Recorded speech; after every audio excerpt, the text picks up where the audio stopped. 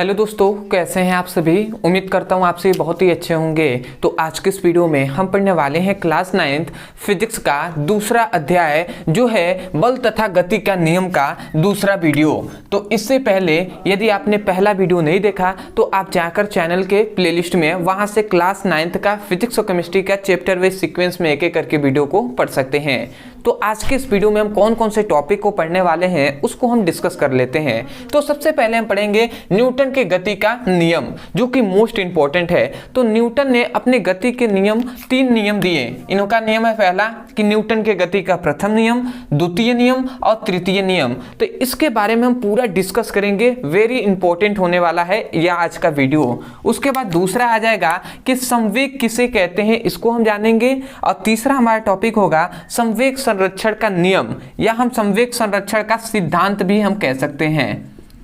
तो ये क्या होता है इसको भी हम जानेंगे। और ये 2 आपके मोस्ट इंपॉर्टेंट होने वाले हैं, ठीक है, आपके एग्जाम के लिए भी।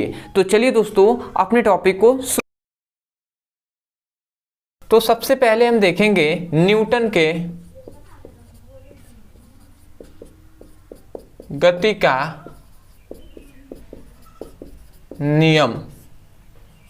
तो अब आता है कि न्यूटन ने गति का नियम क्या दिया। तो देखिए, न्यूटन नामक वैज्ञानिक थे, तो इन्होंने ही केवल गति का नियम नहीं दिया था, इससे पहले भी बहुत से वैज्ञानिकों ने गति पर अध्ययन किया था। जैसे कि गैलीलियो ने भी गति के संबंध में नियम दिया था। परंतु जब न्यूटन ने अपना नियम दिया तो न्यूटन ने गैलीलियो का जो सिद्धांत था उसका अध्ययन किया, और उसके बाद न्यूटन ने अपने गति का नियम दिया। और गति को नियम कितने दिया, तो 3 इन्होंने गति का नियम दिया, ठीक है। तो हम अपने जो न्यूटन के गति के नियम हम क्या लिखेंगे यही कि न्यूटन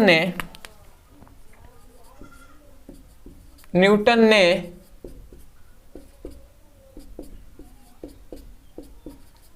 गैलीलियो के सिद्धांत का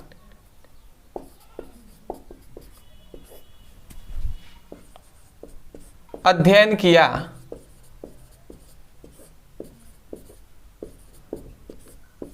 उसके पश्चात न्यूटन ने गति के संबंध में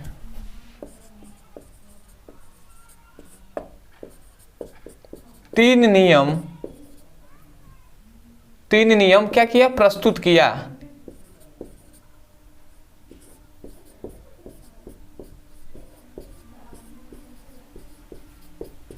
ठीक है, तो यहां पर सबसे पहले आपको लिखना है न्यूटन ने गैलीलियो के सिद्धांत का अध्ययन किया, और उसके पश्चात न्यूटन ने गति के संबंधित में 3 नियम प्रस्तुत किए। और इनका सबसे पहला नियम आता है जो है न्यूटन के गति का प्रथम नियम। तो यहां पर हम लिखेंगे न्यूटन के गति का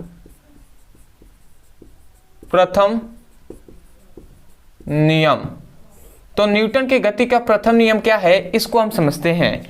तो न्यूटन ने अपने गति के प्रथम नियम में यह बताया कि जब कोई वस्तु, ध्यान से सुनिएगा, जब कोई वस्तु स्थिर अवस्था में होती है तो वो सदैव स्थिर अवस्था में रहना चाहती है। और जब कोई वस्तु गतिशील अवस्था में होती है या गतिमान अवस्था में होती है तो वो सदैव गतिमान रहना चाहती है, जब तक कि उस पर कोई बाह्य बल ना लगाया जाए। समझ में आया हमने क्या कहा? बहुत ही सिंपल है। इन्होंने कहा कि जब कोई वस्तु, ध्यान से समझिएगा, जब कोई भी वस्तु यदि वो स्थिर अवस्था में हो, स्थिर मतलब एक जगह स्थिर हो, ठीक है, तो स्थिर अवस्था में हो तो वो सदैव कैसा रहना चाहेगी, वो सदैव स्थिर रहना चाहती है। और जब कोई वस्तु गतिमान अवस्था में हो या गतिशील अवस्था में हो तो वो वस्तु भी गतिशील अवस्था में रहना चाहता है, ठीक है।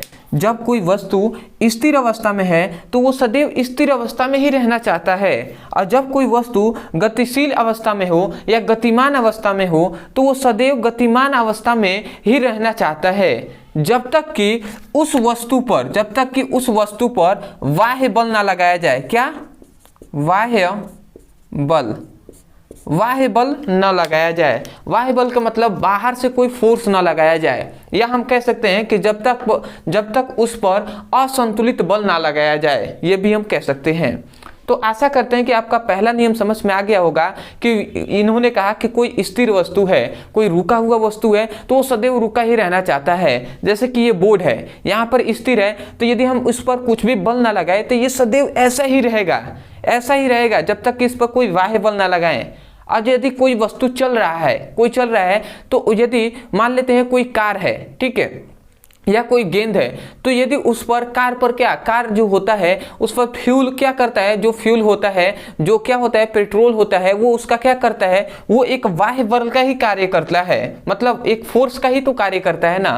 परंतु यदि कोई भी वस्तु गतिशील है तो वो सदैव गतिशील रहना ही चाहेगी जब तक कि कोई उस पर बाह्य बल न लगाया जाए। जैसे कि कोई कार चल रही है तो वो भी रुकेगी, किस कारण, गुरुत्वाकर्षण बल उसको रोकता जाएगा। जब फ्यूल खत्म होती जाएगी तो वो धीरे धीरे स्लो हो जाएगी, क्योंकि जो आकर्षण बल है पृथ्वी का वो उसको रोकेगा। समझ रहे हैं ना।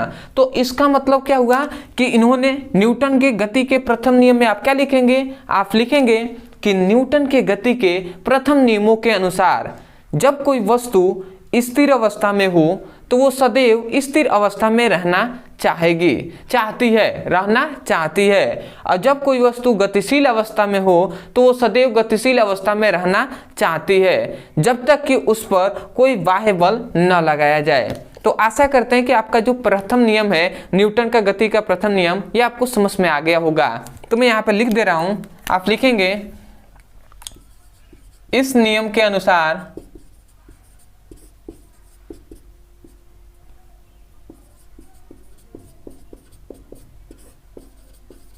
जब कोई वस्तु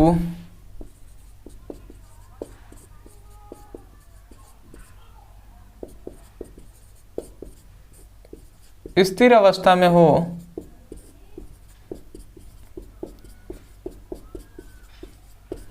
वह सदैव स्थिर अवस्था में रहना चाहती है, अवस्था में रहना चाहती है। और जब कोई वस्तु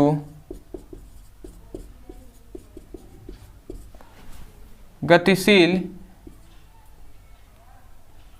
या गतिमान भी हम लिख सकते हैं, गतिमान अवस्था में हो तो वो सदैव कैसा रहना चाहता है, वो सदैव गतिमान रहना चाहता है। इसको मैं मिटा दे रहा हूं, तो वो सदैव क्या लिखेंगे, गतिमान अवस्था में हो तो वह सदैव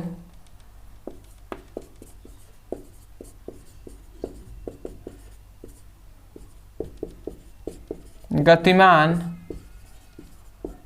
अवस्था में रहना चाहता है, जब तक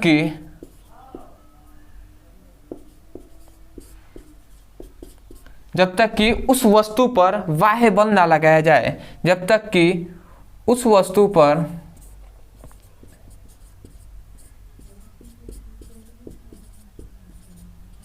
बाह्य बल न लगाया जाए।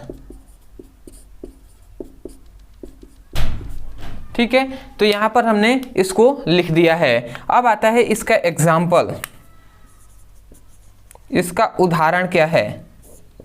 तो देखिए इसका बहुत सारा उदाहरण है। सिंपल में हम कह सकते हैं कि कोई ट्रेन चल रही है और उस ट्रेन के कोई सीट पर आप बैठे हुए हैं। अब ट्रेन ऐसे चल रही है, अचानक से जब ट्रेन रुकती है तो क्या आपको दिखाई देता है कि आप आगे की ओर झुक जाते हैं। तो जो आगे की ओर झुकते हैं वो इसका ही एग्जाम्पल है। अब आप कहेंगे कैसे इसका एग्जाम्पल, तो देखिए जब आप बैठे हुए थे तो आप स्थिर अवस्था में थे, ठीक है, जब आप स्थिर अवस्था में थे और जैसे ही ट्रेन रुकी तो आप स्थिर अवस्था में आपका शरीर रहना चाहता है, परंतु जैसे ट्रेन रुक गई तो आप स्थिर अवस्था में रहना चाहता है, परंतु उसके बाद क्या हो गया, जब ट्रेन रुक गई तो क्या हो गया, आगे की ओर झुक जाता है, मतलब सॉरी पीछे की ओर झुक जाता है। और जैसे आपने एग्जाम्पल से समझा होगा, जैसे कि आपका जो क्या है बाइक है, आप सिंपल वे में बाइक पर आप बैठते हैं, बैठे हैं, अब जैसे बाइक को स्टार्ट किया जाता है अचानक से, तो आप देखेंगे कि पीछे की ओर थोड़ी सी झुक जाएंगे। तो इसका मतलब क्या हुआ कि बाइक तो गतिशील अवस्था में हो गई, परंतु आपका शरीर चाहता है कि स्थिर अवस्था में रहें, स्थिर अवस्था में रहना चाहता है, परंतु बाइक पर अगर बैठे हुए हैं तो बाइक गतिशील अवस्था में, इसलिए आपका शरीर क्या होता है, पीछे की ओर झुक जाता है, क्योंकि वो चाहता है कि हम स्थिर रहें, वहीं पे स्टेबल रहें। तो ये सभी इसके एग्जाम्पल हो जाएंगे। आप एक एग्जाम्पल मोस्ट इंपोर्टेंट लिख लेंगे, जो आपके बोर्ड एग्जाम में भी और कॉम्पिटिटिव एग्जाम में भी पूछा जाता है, जो है कि कंबल या छड़ को मतलब कंबल को छड़ से मारने पर या स्टिक से मारने पर क्या होता है, धूल कणों का बाहर निकलना। ये किसका एग्जाम्पल है? तो आप याद रखेंगे ये भी इसका ही एग्जाम्पल है, न्यूटन के गति का प्रथम नियम का। तो आप लिख लेंगे कंबल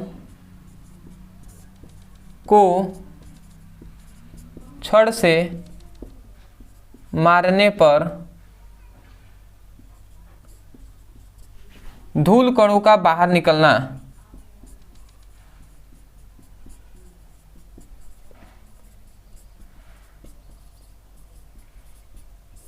ठीक है, तो ये इसका एग्जाम्पल है कि कंबल को छड़ से मारने पर धूल कणों का बाहर निकलना, क्योंकि कंबल में क्या होता है कि धूल कण उसमें स्थिर रहते हैं, अस्थायी रहते हैं, परंतु जब हम बाह्य बल लगाते हैं, बाहर से हम क्या करते हैं, डंडे से उसे मारते हैं, तो वो गतिशील अवस्था में हो जाते हैं।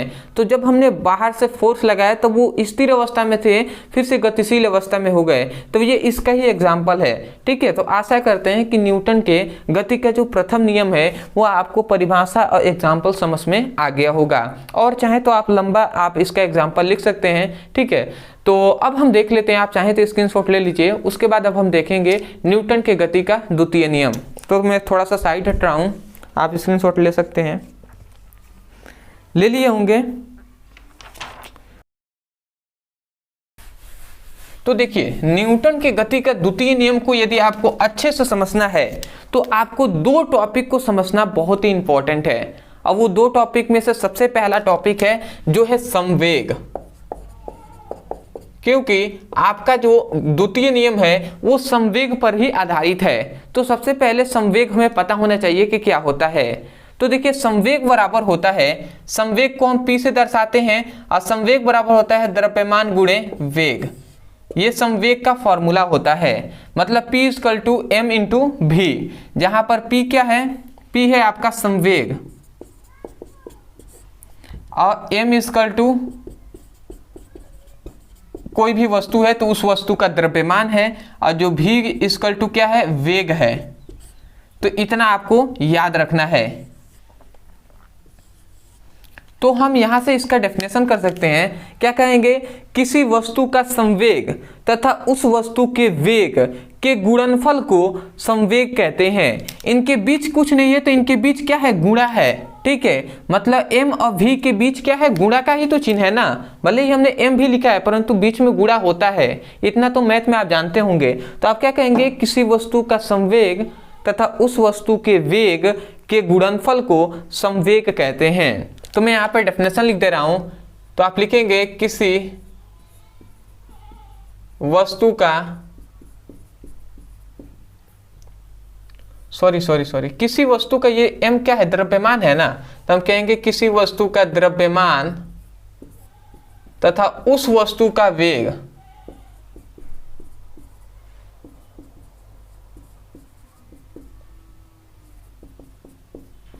के गुणनफल को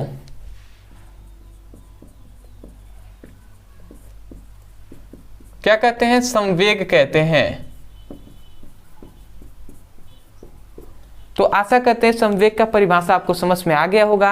आप क्या कहेंगे, किसी वस्तु का द्रव्यमान तथा उस वस्तु के वेग के गुणनफल को संवेग कहते हैं। जैसे कि मान लेते हैं कोई बॉल है, थोड़ा सा प्रैक्टिकली समझ लीजिए। अब इस बॉल का कुछ ना कुछ द्रव्यमान होगा कि नहीं होगा। मान लेते हैं ये बॉल 2 kg का है, तो ये वस्तु का क्या हो गया, ये द्रव्यमान हो गया। 2 kg क्या हो गया, इस बॉल का द्रव्यमान हो गया। और इसका वेग मान लेते हैं, ये बॉल जो है ये मान लेते हैं 10 मीटर प्रति सेकेंड की स्पीड से चल रही है। तो ये वेग जो 10 मीटर प्रति सेकंड की स्पीड से आगे बढ़ रही है, इसका मतलब ये क्या है, वेग है। तो हम यही कह रहे हैं कि किसी वस्तु का द्रव्यमान तथा उस वस्तु के वेग के गुणनफल को हम क्या कहते हैं, संवेग कहते हैं। तो आशा करते हैं कि आपको संवेग समझ में आ गया होगा। ठीक है, इतना हमने डिटेल में क्यों आपको समझाया, क्योंकि मैं चाहता था कि आपको समझ में आ जाए, तभी तो आपको द्वितीय नियम समझ में आएगा ना। तो P = m/v, ये आपको याद रखना है। इसमें 2 पॉइंट्स आपको याद रखना है। इसका मात्रक, संवेग का मात्रक होता है kg मीटर प्रति सेकेंड, kg मीटर प्रति सेकेंड, इसका याद रखेंगे। और ये कौन सी राशि होती है, तो ये सदिश राशि होती है। कौन सी राशि होती है, तो सदिश राशि। ये 2 बात को आपको याद रखना है। अगला आता है हमारा जो है, ये दूसरा एक पॉइंट है जो है संवेग संरक्षण का सिद्धांत।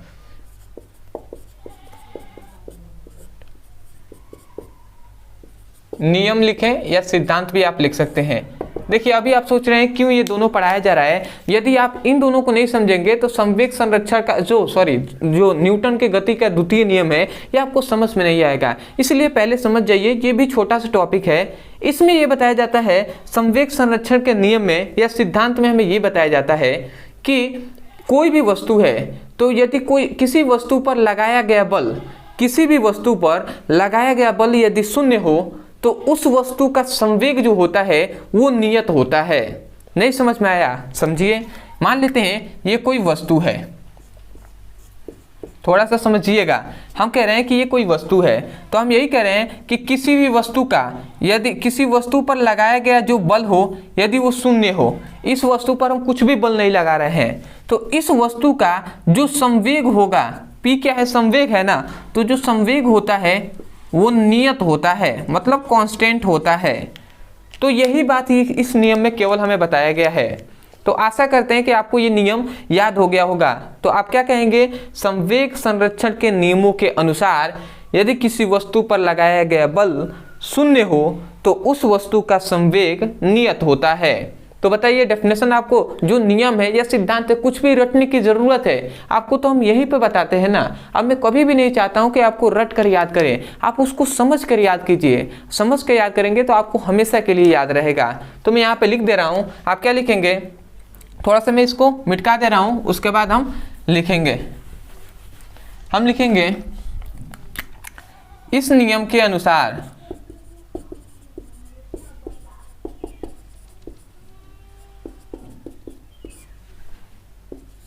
किसी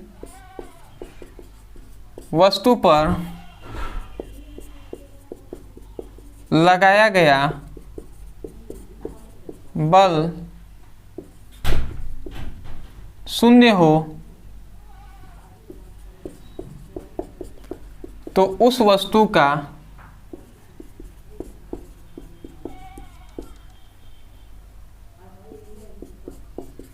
संवेग क्या होता है, नियत होता है।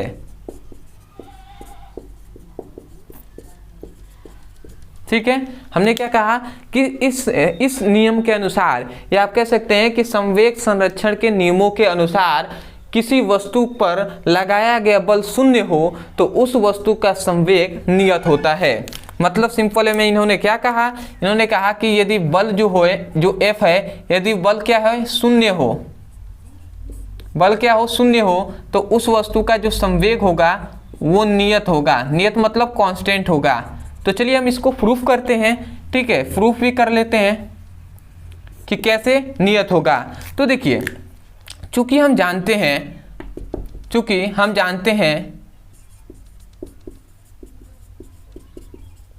अब हम क्या जानते हैं, हम जानते हैं, ध्यान से समझिएगा, हम जानते हैं कि बल बराबर क्या होता है, द्रव्यमान गुणे त्वरण होता है। ठीक है, हम जानते हैं कि बल बराबर द्रव्यमान गुणे त्वरण, m द्रव्यमान, a क्या है, त्वरण है। तो अब इतना थोड़ा सा ध्यान दीजिएगा, और चूंकि हम ये भी पॉइंट्स जानते हैं कि a बराबर होता है वो v/t होता है। मतलब त्वरण का हमने फॉर्मूला बताया था कि v क्या है, वेग है और नीचे है समय, तो त्वरण बराबर होता है वेग बटे समय, होता है कि नहीं होता है। तो याद रखेंगे हमने उसमें लिखवाया था, जब त्वरण हमने पढ़ाया था तो हमने कहा था वेग में परिवर्तन की दर को त्वरण कहते हैं। तो त्वरण का हमने दो फॉर्मूला बताया था, एक हमने बताया था a equal to v by t, और एक हमने बताया था कि v minus u by del t. ये दो हमने फॉर्मूला बताया था, इसको याद रखेंगे। a equal to v minus u by del t. अब v क्या है, अंतिम वेग है, u क्या है, प्रारंभिक वेग है किसी वस्तु का, और t क्या है, इनके बीच लगे समय है। तो हम a की जगह पर इतना हम रख सकते हैं, तो हम रखेंगे यहाँ पर f इक्वल टू m, और यहाँ पे हम लिखेंगे v minus u by del T.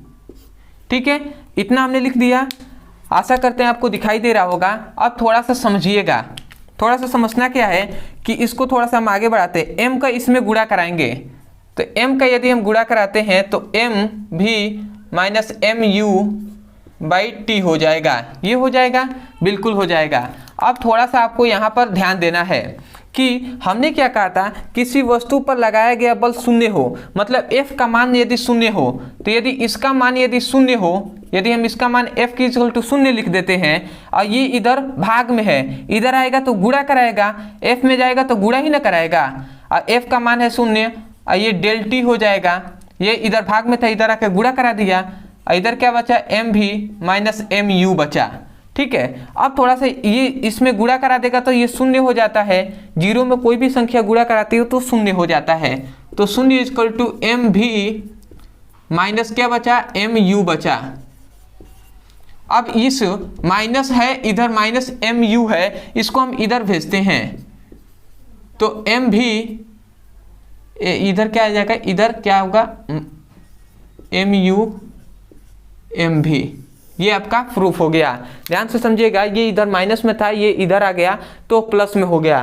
तो ये क्या है, ये किसी वस्तु का अंतिम संवेग है, सॉरी प्रारंभिक संवेग है, और ये किसी वस्तु का अंतिम संवेग है। अब देख रहे हैं प्रारंभिक संवेग और अंतिम संवेग दोनों आपस में इक्वल है कि नहीं, मतलब जो P1 है वो P2 के बराबर है। ठीक है, नीचे एक बार दिखाई दे रहा है कि नहीं, मैं देख लूँ, नहीं तो लिखने का फायदा। चलिए, ये P1 P2 नहीं दिखाई दे रहा है तो कोई दिक्कत नहीं है, इतना तो आपको दिखाई दे रहा है ना, तो इसका मतलब ये यहाँ से हम लिख सकते हैं कि P1 इक्वल टू P2, ये तो आपको दिखाई दे रहा होगा। मतलब यहाँ से हमें क्या पता चला, ये U क्या है, प्रारंभिक वेग है ना, तो हम जानते हैं संवेग का फॉर्मूला m इंटू वी। ठीक है, तो ये क्या है, v भी जो u है ये भी तो प्रारंभिक वेग है तो वेग ही ना, तो ये क्या हो जाएगा, ये प्रारंभिक संवेग हो जाएगा, और ये अंतिम संवेग। तो यही कहा जा रहा है कि किसी वस्तु का संवेग यदि या प्रारंभिक हो या अंतिम हो, वो दोनों क्या होते हैं, नियत होते हैं, आपस में इक्वल होते हैं, बराबर होते हैं। ठीक है, तो यही बताया गया था। तो आपका ये प्रूफ हो गया, इतना आपने समझ लिया होगा। तो अब हम देख लेते हैं न्यूटन के गति का द्वितीय नियम। तो आप स्क्रीनशॉट लेना चाहें तो आप ले सकते हैं, ले लिए हैं।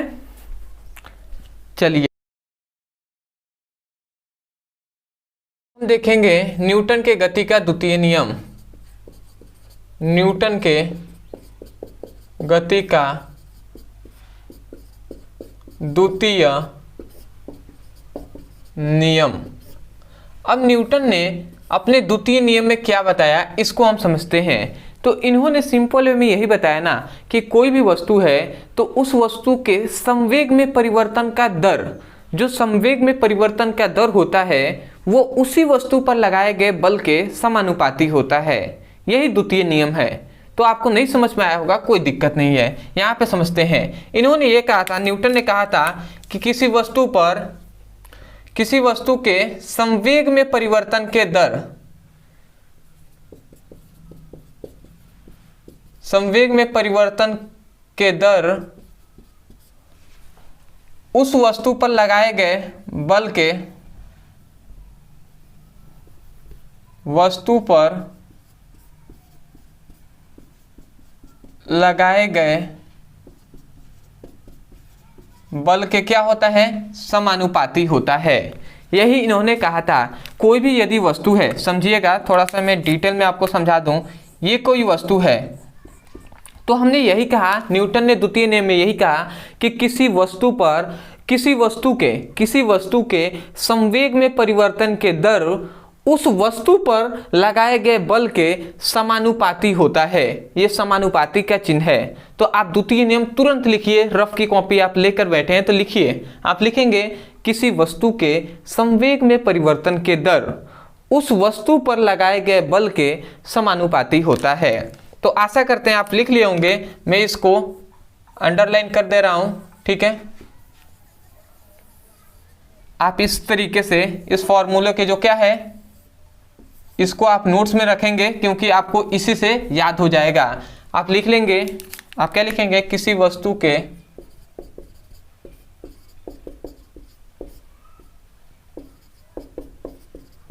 संवेग में परिवर्तन के दर उस वस्तु पर लगाए गए बल के समानुपाती होता है। ठीक है, तो आप ऐसे नहीं लिखेंगे, आप लिखेंगे न्यूटन के गति के मतलब न्यूटन के गति के द्वितीय नियमों के अनुसार किसी वस्तु के संवेग में परिवर्तन के दर उस वस्तु पर लगाए गए बल के समानुपाती होता है। इस प्रकार आप पूरी तरीके से लिखेंगे। तो ये आपका हो गया, परंतु यहाँ से एक फॉर्मूले को प्रूफ करना होता है, वो जरूर आपको लिखना होगा। तो आप यहाँ से थोड़ा सा इसको आपको विस्तार करना होगा। तो देखिए, इन्होंने यही कहा कि किसी वस्तु पर जो लगाया गया बल होता है वो उस वस्तु के संवेग में परिवर्तन के दर के बराबर होता है। ठीक है, ये इन्होंने क्या हुआ था, इन्होंने फॉर्मूला बताया था। मतलब F समानुपाती क्या होता है, mv minus mu by T. अब ये आप कहेंगे कि ये क्या है, आप ये सोच रहे होंगे कि ये फॉर्मूला कहाँ से आ गया। तो ये जो बल है ना F, ये है वस्तु पर लगाया गया बल, और यही इसी को हम पढ़ रहे हैं संवेग में परिवर्तन के दर। आप कहेंगे आप क्यों ऐसा पढ़ रहे हैं, तो देखिए समय जो t है इसको हम दर कहते हैं, और ये m भी क्या है, संवेग ही तो है, क्योंकि हम p इक्वल टू जानते हैं m इंटू भी। ठीक है, संवेग बराबर द्रव्यमान गुणे वेग होता है, तो इसको भी तो हम संवेग कहेंगे। तो हम यही कह रहे हैं संवेग, ये दोनों संवेग है, ये प्रारंभिक अंतिम संवेग है, ये प्रारंभिक संवेग है, और ये अंतर है। तो हम यही कह रहे हैं संवेग में परिवर्तन के दर उस वस्तु पर लगाए गए बल के समानुपाती होता है। तो ऐसे आपको ये फॉर्मूला आपको बताया गया है। तो ये फॉर्मूले को आप लिखेंगे। अब इसको थोड़ा सा हम आगे बढ़ाते हैं। तो ये समानुपाती के जब चिन्ह हटता है तो यहाँ पे k एक नियतांक आता है। ठीक है, और उसके बाद यहाँ पर m भी minus mu by del t, ये आपका हो गया। अब थोड़ा सा यहाँ पे ध्यान देंगे, यहाँ से एक फॉर्मूला, ये इसमें भी m है, इसमें भी m को हम कॉमन करेंगे। जब हम m को कॉमन करेंगे तो m इधर आ जाएगा, और इधर क्या बचा, v minus u by del t बचा। ये बचा कि नहीं बचा, बिल्कुल बचा। अब आपको थोड़ा सा ध्यान देना है, हमने ये बराबर बताया था फॉर्मूला कि v minus u by del t, ये फॉर्मूला बताया था कि नहीं बताया था, अभी हमने बताया था। तो इस फॉर्मूले को जगह पर हम a लिख सकते हैं। तो देखिए ये तो वही नहीं लिखा गया है, तो इतने के जगह पर हम a लिख सकते हैं, तो वही हम a अब लिखेंगे यहाँ पर। तो अब हम लिखेंगे F इक्वल टू के m, और यहाँ पे हम क्या लिखेंगे, इतने के जगह पर हम a लिख देंगे। बीच में क्या है, कुछ नहीं तो गुणा है। ठीक है, तो इतना हमने लिख दिया। अब थोड़ा सा ध्यान देंगे, तो जो यहाँ पर k का मान है ना, ये k जो नियतांक है ये 1 होता है। जो k का मान होता है न्यूटन के अनुसार k का मान 1 होता है। तो यदि हम यहाँ पर 1 रखते हैं तो क्या मिल जाएगा, F equal to 1 into m into a, और यहाँ से देखिए तो F इक्वल टू ma। तो ये फॉर्मूला हमें मिला। अब यहाँ पर ये फॉर्मूला आपको याद पड़ रहा है किसका है, ये आपका फॉर्मूला किसका है, F is equal to m into a. ये फॉर्मूला किसका है, मतलब बल बराबर द्रव्यमान गुणे त्वरण, तो ये बल का ही फॉर्मूला है। तो द्वितीय नियम से ही बल का फॉर्मूला आया था, तो इस फॉर्मूले को आपको याद रखना है। और इसका प्रूफ कैसे हुआ ये भी हमने यहाँ पर बता दिया। तो आशा करते हैं कि आपको न्यूटन का द्वितीय नियम भी समझ में आ गया होगा। यदि कोई भी आपसे पूछता है तो आप कहेंगे किसी वस्तु के संवेग में परिवर्तन के दर उस वस्तु पर लगाए गए बल के समानुपाती होता है। ठीक है, कम से कम इतना तो आपको लिखना ही है। इतना यदि आता है तो आप इसको कीजिएगा, नहीं आता है तो कोई दिक्कत नहीं है, बट यहाँ से यहाँ तक तो आपको करना अनिवार्य है। तो आप इसका स्क्रीनशॉट ले लीजिए, उसके बाद हम देखेंगे। ले लिए होंगे, चलिए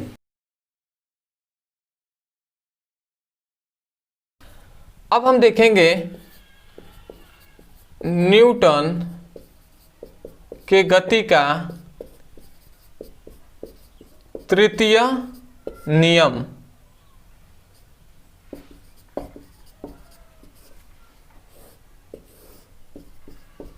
अब आता है कि न्यूटन के गति का तृतीय नियम क्या है। तो न्यूटन के गति का तृतीय नियम बहुत ही सिंपल है। इन्होंने ये बताया था कि प्रत्येक क्रिया के बराबर विपरीत प्रतिक्रिया होती है। मतलब न्यूटन के गति के तृतीय नियमों के अनुसार प्रत्येक क्रिया के बराबर विपरीत प्रतिक्रिया होती है। मतलब आप जैसा कार्य करेंगे उसके जैसा ही आपको फल मिलेगा। यदि आप किसी को मान लेते हैं प्रत्येक क्रिया, पहले मैं लिख दे रहा हूं इसका नियम। इन्होंने यही कहा था, मतलब आप लिखेंगे इस नियम के अनुसार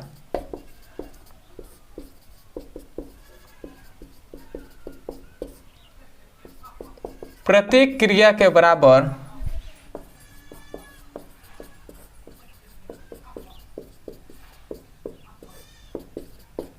विपरीत प्रतिक्रिया होती है।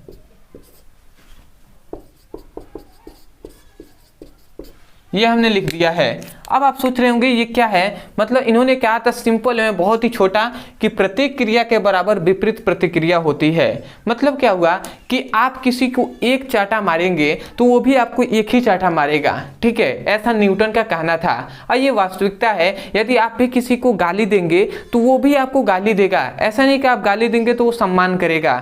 ये अपवाद की श्रेणी में आ जाएगा कि कोई है जो सम्मान करेगा, परंतु ऐसा तो होगा नहीं। ठीक है, 90% या 90.9% हम कह सकते हैं कि यदि आप किसी को सम्मान देंगे तो वो भी आपको सम्मान देगा, और यदि आप किसी को गाली देंगे तो वो भी आपको गाली देगा। तो यही है, इन्होंने कहा था कि प्रत्येक क्रिया के बराबर विपरीत प्रतिक्रिया होती है। जैसे कि अगर हम प्रैक्टिकल रूप में देखें तो यदि कोई गेंद है और उसको उठाइए और आप जहां पर हैं कोई दीवार है उस पर आप गेंद को जितने तेजी से क्या करेंगे उसको फेंकेंगे तो उतनी तेजी से वो रिपीट करके आपके पीछे भी आएगा। तो ये क्या हुआ कि हमने क्या कहा था कि मतलब इसमें बताया गया है प्रत्येक क्रिया के बराबर विपरीत प्रतिक्रिया होगी। अब आपने 10 न्यूटन के बल से, ये कोई बॉल है और यहाँ पे कोई दीवार है, अब इधर आपने कितना 10 न्यूटन के बल से इस बॉल को फेंका, तो ये भी दीवार क्या करेगा, इस बॉल को 10 न्यूटन के बल से ही फेंकेगा। समझ में आ गया ना। तो यही कहा जा रहा है कि प्रत्येक क्रिया के बराबर विपरीत प्रतिक्रिया होती है।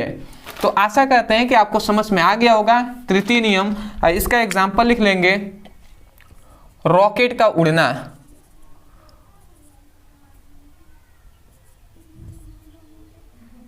रॉकेट का उड़ना, या दूसरा आप लिख लेंगे कि यदि बंदूक चलाए जाते हैं तो बंदूक का पीछे हटना। देखेंगे जब बंदूक चलेगा तो गोली तो आगे की ओर जाएगी, ठीक है, परंतु बंदूक जो होगा वो पीछे की ओर थोड़ा सा झटका देता है। तो हम लिख सकते हैं बंदूक का पीछे हटना। ठीक है, तो ये सभी इसके एग्जाम्पल है, और भी आप प्रैक्टिकल रूप में बहुत सारे एग्जाम्पल दे सकते हैं। तो आशा करते हैं कि आपको जो भी हमने टॉपिक बताया था न्यूटन के गति का तृतीय नियम, प्रथम, द्वितीय, ठीक है, संवेग संरक्षण के सिद्धांत, ये टोटल आपको समझ में आ गया होगा। तो यदि आपको समझ में आया है तब जाकर आप चैनल को सब्सक्राइब कर लीजिएगा, वीडियो को लाइक कर दीजिएगा और हो सके तो हमें जरूर बताइएगा कमेंट सेक्शन में कि आपको वीडियो कैसा लगा। दूसरी बात, यदि आप भी क्लास 9th का फिजिक्स और केमिस्ट्री का चैप्टर वाइज सीक्वेंस में एक करके वीडियो को पढ़ना चाहते हैं तो आप हमारे चैनल पे प्लेलिस्ट में जाकर वहां से उसकी पढ़ाई कर सकते हैं। परंतु मैं जानता हूं कि बहुत से ऐसे स्टूडेंट हैं जिनको पता ही नहीं है कि किस प्रकार हम पढ़ें, तो आपके लिए कोई दिक्कत नहीं है। इसी वीडियो के डिस्क्रिप्शन बॉक्स में आपको फिजिक्स और केमिस्ट्री का लिंक दिया गया है, तो उस लिंक पर भी क्लिक करके आप चैप्टर वाइज सीक्वेंस में सभी वीडियो मिल जाएंगे, तो वहां से उसकी पढ़ाई कर सकते हैं। अब आपको डिस्क्रिप्शन भी नहीं पता है तो नीचे दिए गए नंबर पे आप मैसेज करके हमारी टीम से आप फिजिक्स और केमिस्ट्री का लिंक भी आप प्राप्त कर सकते हैं। अदरवाइज यदि क्लास 9th का फिजिक्स और केमिस्ट्री का नोट्स चाहिए तो आप नीचे दिए गए नंबर पे आप क्या करके मैसेज करके आप उनसे नोट्स भी प्राप्त कर सकते हैं। बहुत ही कम रुपए में आपको पूरी फिजिक्स और केमिस्ट्री का नोट्स दिया जाएगा 1 वर्ष के लिए। तो आशा करते हैं आप समझ गए होंगे। तो चलिए दोस्तों, आज के लिए इतना ही, मिलते एक नए टॉपिक के साथ, तब तक के लिए धन्यवाद। जय हिंद, जय भारत।